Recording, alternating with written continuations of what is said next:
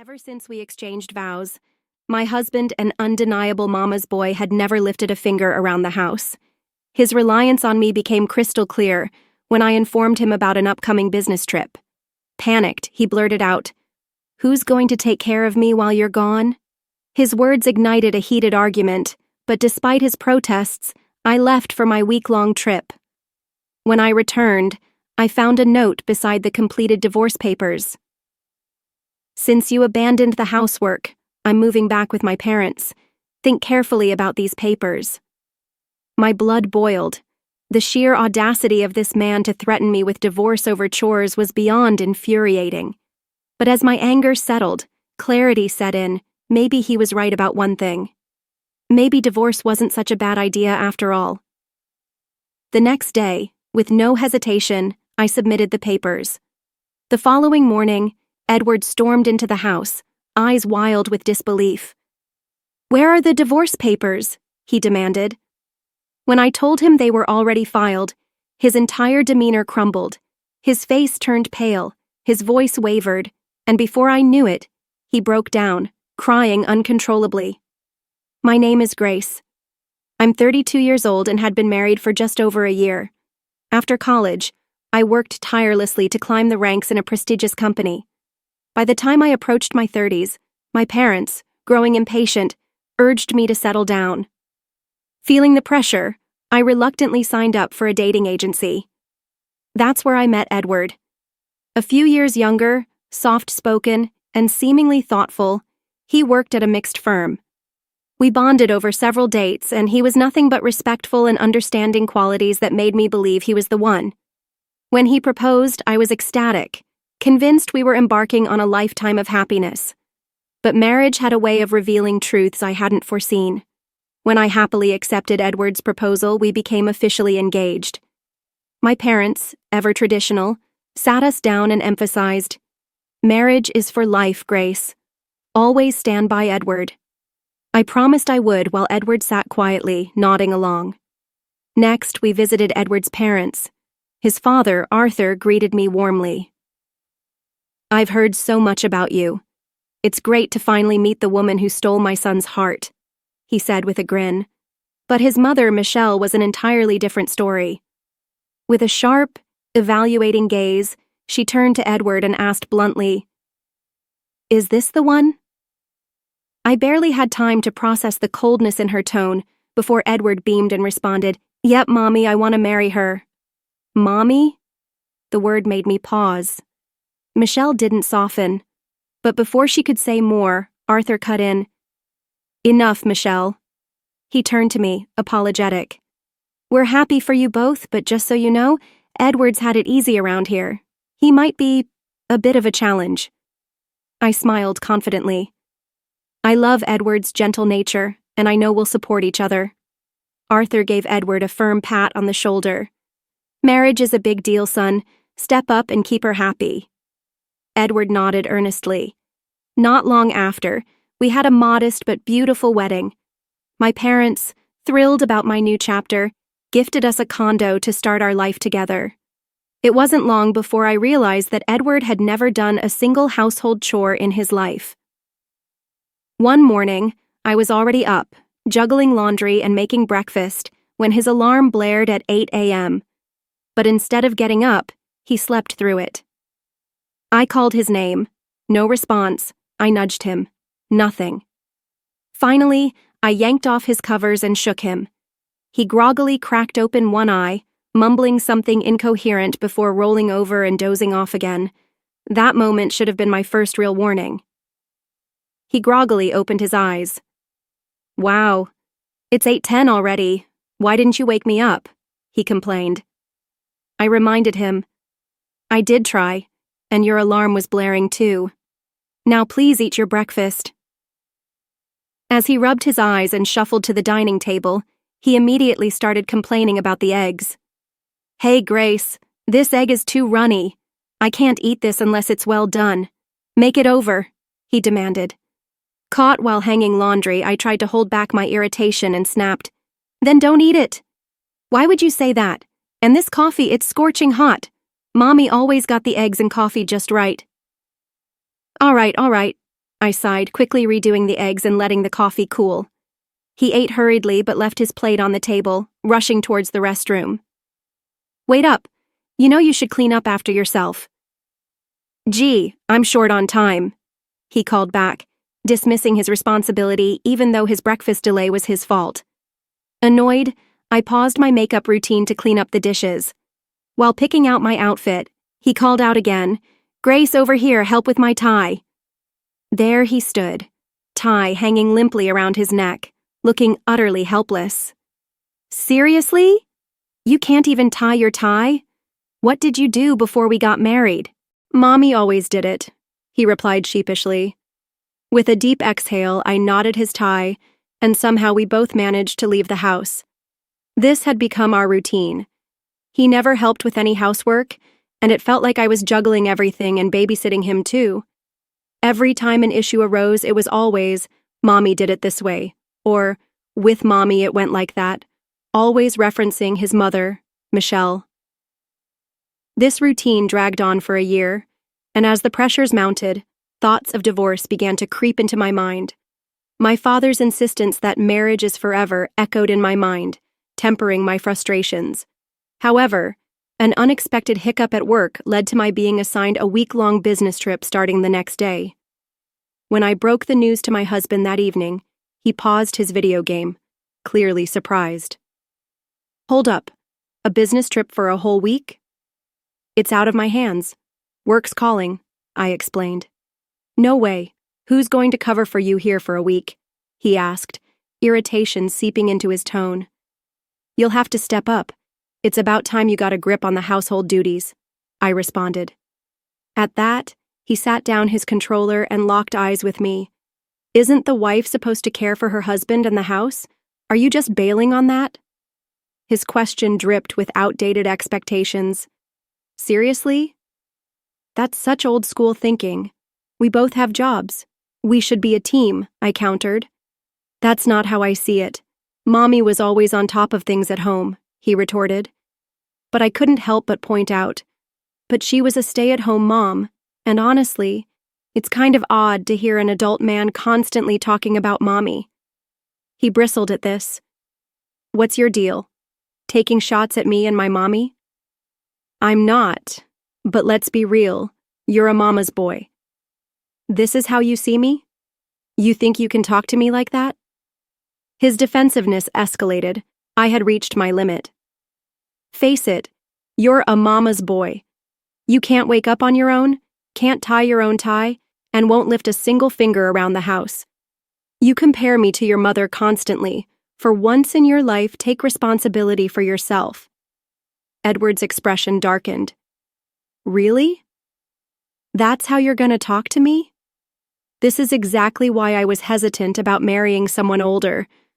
Should have listened to Mommy and gone for a younger, perkier girl, he shot back, his voice laced with bitterness. His words hit like a slap. The room grew thick with tension, and in an instant, our argument escalated into a full-blown fight. Even through my anger, I tried to ground the conversation, hoping to remind him of the vows we had made. You shouldn't say things like that even as a joke. We're married. But it was clear this was more than just a heated exchange. The cracks in our marriage had deepened into something irreparable. Then, with a smug smirk, he crossed the line. You wouldn't actually go through with a divorce, would you? Think about what your dad said, how marriage is about sticking together. He paused, then delivered the final blow. Well, I just did. If you leave on this business trip and abandon me here, I'm seriously considering divorce. With that, he turned on his heel and stormed into our bedroom, leaving me frozen in place. For the longest time, I had pushed aside the thought of divorce, unwilling to disappoint my parents. But now, as I stood there, staring at the empty space where Edward had been, the idea no longer felt so impossible. That night, I lay in bed, staring at the ceiling, the weight of his words pressing down on me. The next morning, I was up early, preparing for my trip. The sting of our argument still lingered, but I had responsibilities to handle. As I grabbed my suitcase, I nudged Edward, who was still buried under the blankets. I'm heading out. You better wake up, or you'll be late for work. All I got in response was a muffled, sleepy groan. Rolling my eyes, I walked out the door. A few hours into my journey, my phone buzzed with a message from Edward. You barely even tried to wake me up. Now I'm late. Did you seriously leave for that trip? I stared at the screen, exhaling sharply before replying. I did wake you up. And yes, I'm on my trip. I'll be back in a week. He read my message but didn't respond. By midweek, as frustration continued to bubble inside me, I made a decision I needed to talk to my parents. It was time to let them in on what had been happening behind closed doors. I braced myself for disappointment, expecting them to tell me to endure, to find a way to make it work. Instead, their response nearly brought me to tears. We had no idea he was like this, Grace. Take your time to think things through, but don't force yourself to stay in a situation that isn't right. Whatever you decide, just remember we are always in your corner.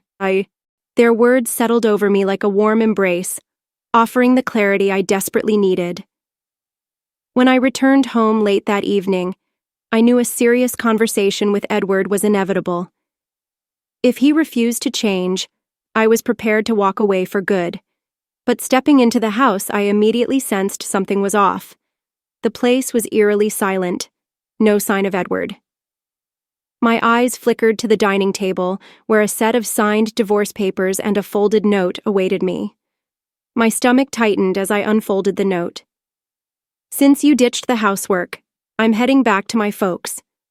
Check out the divorce papers and think things over. How dare he turn this into some kind of power play?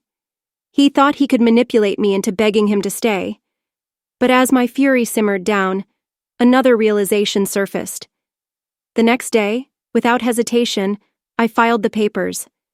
The moment the divorce was finalized, a weight I hadn't even realized I was carrying lifted from my shoulders. That night, for the first time in months, I slept peacefully. No resentment, no anxiety, just quiet relief. The next morning, as I sat in the kitchen, savoring a cup of coffee, the front door suddenly swung open. Edward stood there, his expression a mixture of disbelief and anger. Why didn't you come to my parents' place to apologize? What's gotten into you? He snapped. I stared at him, amused by the sheer audacity.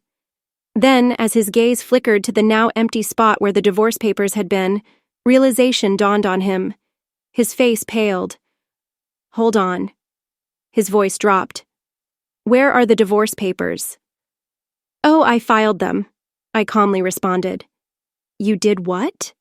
He looked as if he had been slapped. You went through with it? Thanks for signing them. It made everything smoother, I said.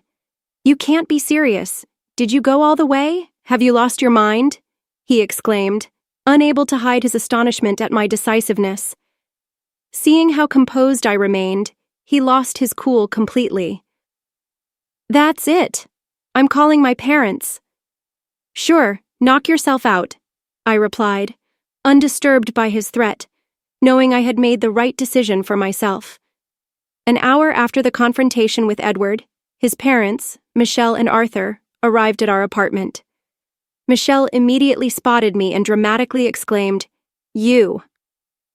How could you just divorce Edward like that? What's your deal? I responded coolly, If he had the divorce papers all filled out and ready to go, doesn't that suggest he wanted out? Is that a problem? How can you be so bold when you're just his wife? She countered, but before the situation could escalate further, Arthur intervened with a firm, Enough. The room fell silent. Arthur turned to me. Grace, can you walk us through what happened? I took a deep breath and laid everything out, the endless issues, our explosive argument before my trip, and the divorce papers Edward had so arrogantly left behind. I was at my wit's end, I told Arthur, holding his gaze. He made it clear he wanted a divorce, so I followed through. Arthur sat in contemplative silence, about to respond when Edward suddenly burst out, his voice laced with desperation. Mommy, Dad, come on. Can't you see she's out of line? Tell her off. As expected, Michelle jumped to his defense. "Oh, Edward, my poor baby, she's so impulsive. You should reverse the divorce right this second." I met her gaze without wavering. "There's no reversing it. Our divorce is final. We're strangers now," I said, my voice steady. Michelle's face flushed red, her mouth opening to retort, but before she could get a word out, "Zip it, Michelle." Arthur's sharp tone sliced through the tension. He turned to me with an apologetic nod before fixing his glare on Edward, whose face twisted in shock. "You bonehead! I knew you had issues, but this? Next-level stupidity. Using divorce as a threat, unbelievable. You had it coming." Michelle gasped, trying once again to interject, but Arthur wasn't finished. "And you," he shot her a pointed look. "This is partly your fault. You coddled him so much he doesn't know how to function like an adult. If you don't stop this nonsense, Michelle, you might find yourself divorced too." The weight of Arthur's words settled over the room like a storm cloud. Michelle's face paled, her usual domineering presence suddenly diminished. She muttered to herself, visibly shaken by the very real possibility of losing her husband. Arthur exhaled, running a hand through his graying hair, before turning back to me, his tone softer this time. "Grace, I can't tell you how sorry I am for the trouble our clueless son has caused you. It's clear he has a lot to learn. Please move on and find happiness, you deserve that much." I nodded, offering him a small, appreciative smile. As Arthur stood to leave, he motioned for Edward to follow. The younger man hesitated, his lips pressing into a thin line, but when his father shot him a pointed look, he obeyed, shoulders slumped in defeat. Word spread fast.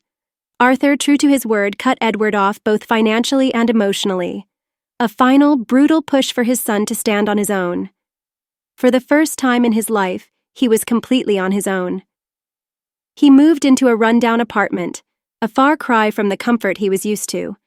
Without structure or support, his life quickly unraveled. Laundry piled up, dishes went unwashed, trash overflowed. It was a mirror of his spiraling life, one chaotic mess after another. His chronic lateness, once tolerated, soon cost him his job. And then there was Michelle. Unable to let go of her baby boy, she overstepped one too many times, pushing Arthur past his limit. Their marriage crumbled. Michelle, now separated from her husband, moved in with Edward, the two of them trapped in a cycle of struggle and resentment. They scraped by with low-paying jobs, their once privileged lives reduced to a string of poor decisions and dashed expectations. No clear path forward, no stability, just survival. Meanwhile, my life had never been better. With Edward out of the picture, I thrived. The condo, once filled with tension and frustration, became my sanctuary. I rearranged furniture, redecorated, and for the first time truly made it mine. At work, my performance soared. No more stress, no more emotional drain. Just me, fully focused, excelling, and stepping into the life I was always meant to have. Each morning I woke up feeling lighter, free, excited. The contrast was striking. While Edward and Michelle clung to their toxic dynamic, I was building something new. And the best part? I had no regrets.